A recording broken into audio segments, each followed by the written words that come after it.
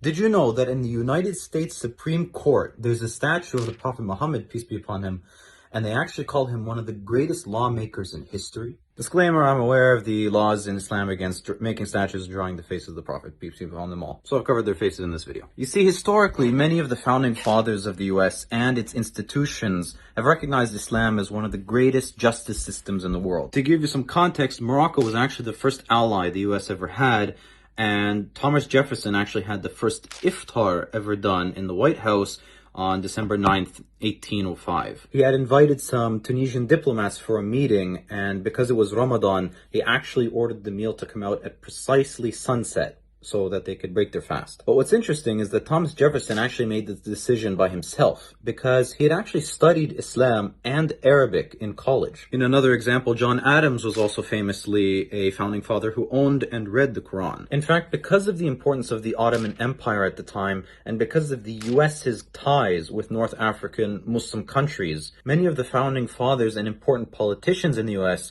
actually either read the Quran or had studied some Islamic law and history. And because of this, if you ever visit Washington, you'll actually find a lot of murals and statues honoring Islam. For example, in the Supreme Court, as I mentioned earlier, there's a statue of the Prophet Muhammad, peace be upon him. They also have statues of Moses and Solomon, by the way, peace be upon them all. In the US Capitol building, they have a portrait of Sultan Suleiman al-Qanuni. He was famous for revolutionizing the legal system in the Ottoman Empire. And then if you go to the Library of Congress and you look up at the ceiling, you can actually find the word Islam written with physics underneath it. This is in celebration of the advancement of science under the Islamic Golden Age. And then, of course, if you go to the Library of Thomas Jefferson, you can find his personal translation of the Quran there. Oh, and one more thing, but it's not in Washington, but I did want to mention it. If you ever visit the Harvard Law School, you can see an ayat of the Quran written on one of the walls near the entrance. It's ayat number 135 of Surah Nisa. Pause the video here if you want to read it. Who would have thought that you could find so many Islamic Easter eggs in America's historic institutions? And those are just the ones that I know about. Let me know in the comments if you know of any others that I missed.